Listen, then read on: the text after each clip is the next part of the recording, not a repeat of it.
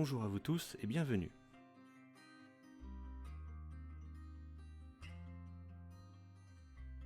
Aujourd'hui, nous partons à la découverte de Bonneuil-en-Valois.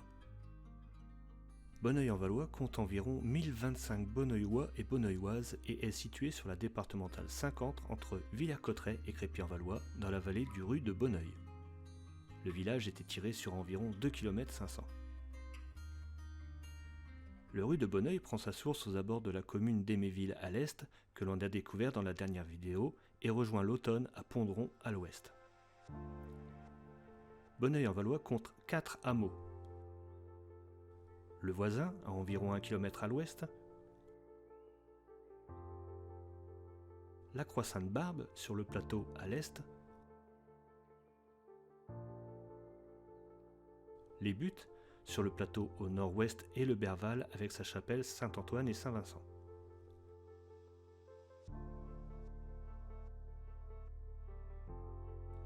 Le Berval ainsi que les lieux dits le Longval, le lieu restauré et la Grange au Mont sautent au sud de Bonneuil dans la vallée de l'Autonne.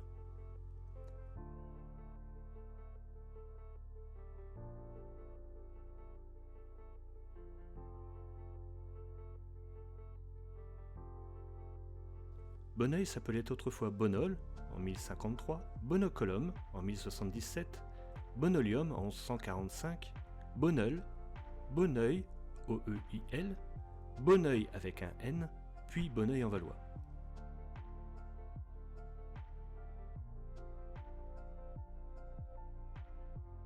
La découverte de débris de tuiles permet de penser que Bonneuil était habité dès l'époque gallo-romaine, mais c'est à l'époque franque que Bonneuil prend une certaine importance en devenant une villa de repos et une base de chasse pour des rois mérovingiens. Les sarcophages datant de cette époque ont été mis à jour. Par ailleurs, des conciles se seraient tenus à Bonneuil en 616 à l'initiative du roi Clotaire, fils de Clovis, et en 855 sous Charles le Chauve, petit-fils de Charlemagne. Bonneuil avait une maison royale dont il est fait mention dans une charte délivrée en 832 en faveur de l'abbaye de Saint-Denis. Le domaine de la maison royale constitua une mairie qui comprenait à l'origine Pondron et Vattiers-Voisin à l'ouest, le Berval au sud et la plaine de Vez et de Larny-sur-Autonne à l'est. Les comtes de Crépy en devinrent possesseurs au Xe siècle. Le comte Raoul III, par une charte de 1053, donne à l'église qu'il tenait d'Édon, évêque de Soissons, au monastère de Saint-Arnoux de Crépy. Par une charte de 1077, Simon, fils et successeur de Raoul, céda au même monastère toute la terre de Bonneuil à condition de jouir de la moitié sa vie durant.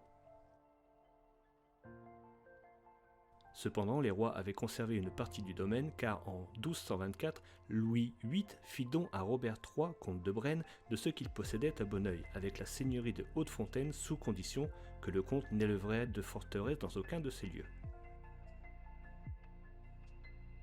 Bien plus tard, une légende veut que Bonneuil ait un jour reçu la visite de Georges Clemenceau.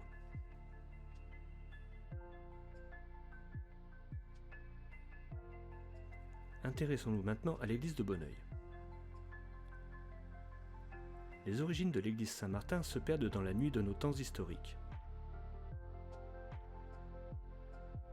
Il ne reste plus rien de l'édifice pré-roman originel attesté dans une charte de l'abbaye Saint-Arnoux de Crépy-en-Valois. L'église que l'on peut admirer aujourd'hui date dans ses composantes les plus anciennes du début du XIIe siècle. C'est au fil des ans qu'elle a acquis son aspect actuel. L'église Saint-Martin de Bonneuil est classée au monument historique par arrêté du 20 janvier 1913. La physionomie de l'édifice est assez représentative des églises du XIIe siècle de la région. Pourtant, l'église présente une particularité, son clocher construit au nord et non au centre. C'est le cas dans quelques rares églises de la région. On peut deviner au-dessus du portail une représentation de Saint Martin donnant la moitié de son manteau à un pauvre. L'église se compose d'une nef non voûtée accompagnée de 2 bas-côtés, d'un chœur qui se termine par un chevet plat, d'une base de clocher et d'une petite chapelle carrée. La sacristie occupe l'angle sud-est. La nef comptait primitivement 5 grandes arcades de chaque côté. Les 2 dernières grandes arcades du nord ont été remplacées par une large arcade à la période flamboyante.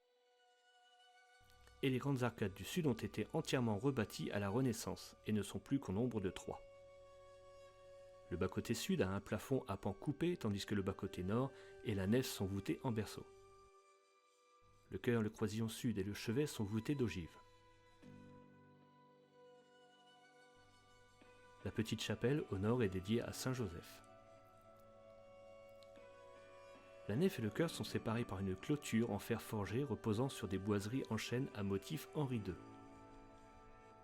Parmi le mobilier de l'église, 3 éléments sont inscrits au monument historique à titre objet depuis septembre 2005. Il s'agit des fonds baptismaux en pierre calcaire taillée datant du milieu du XVIe siècle, le bénitier également en pierre calcaire taillée du XVIe ou XVIIe siècle, et de la chaire en bois de chêne taillée datant lui du XVIIIe siècle.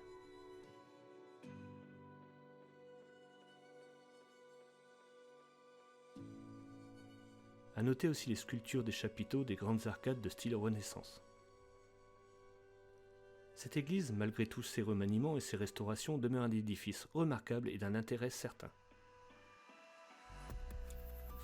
Quittons l'église et continuons la visite. À l'angle de la rue de Villers et la rue Saint-Arnoux, on peut voir un joli calvaire. Et juste en face, un monument dédié à la mémoire de Ferdinand Hérouard. Le monument aux morts, lui, se trouve à côté de la mairie, tout près d'un autre joli calvaire. Il y a 2 lavoirs à Bonneuil, mais tous 2 sont fermés, un pour un souci technique et l'autre en cours de restauration. Bonneuil était un village ouvrier et cosmopolite qui maintenant est surtout connu dans le département pour ses carrières. Il y en a encore 2 en activité.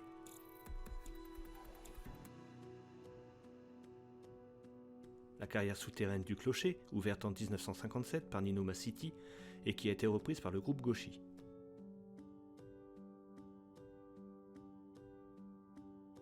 La deuxième carrière, ouverte, de la croix Huyard, dont les pierres ont été utilisées pour réaliser le tombeau de Simone Veil au Panthéon.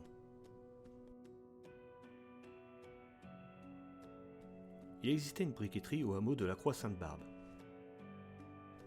Et plus anciennement, au XIXe siècle, une fabrique de fouets, un moulin à eau et un moulin à huile au Berval. Bonneuil compte aussi quelques fermes dans le village même, mais surtout la ferme Saint-Arnoux sur le plateau entre Bonneuil et le Berval qui date environ du XVIe siècle.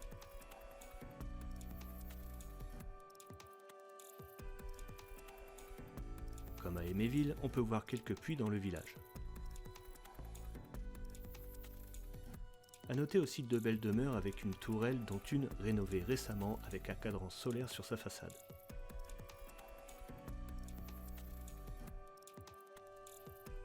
Faisons un petit détour par le Berval pour découvrir la chapelle Saint-Antoine et Saint-Vincent. Cette chapelle, datant du XVIe siècle, est rectangulaire et construite en pierre d'appareil. Un porche garni de banquettes précède cet édifice et un calvaire se trouve juste devant.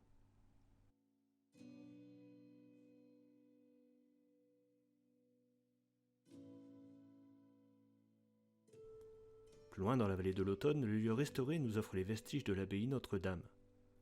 Ancien monastère de l'ordre des chanoines réguliers de Prémontré, elle a été fondée en 1131 à l'initiative de Raoul Ier, comte de Vermandois et du Valois, petit-fils d'Henri Ier. Elle a appartenu au diocèse de Soissons puis à celui de Beauvais.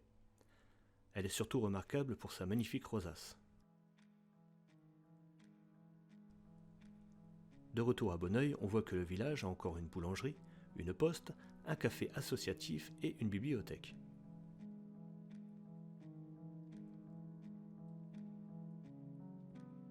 Avec tout ce que l'on vient de voir, Bonneuil peut être fier de son passé historique, tout comme des pierres qui en ont fait sa renommée.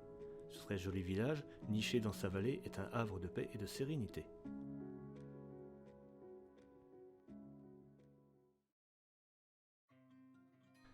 Voilà, vous en savez un peu plus sur Bonneuil-en-Valois. Comme moi, j'espère que vous avez apprécié de découvrir ce village et ses alentours. Je voudrais remercier Monsieur Laveur, le maire de Bonneuil, pour son aimable coopération. Je vous donne rendez-vous bientôt pour la découverte d'un nouveau village isarien. En attendant, n'oubliez pas le petit pouce en l'air, le commentaire et de partager cette vidéo si elle vous a plu.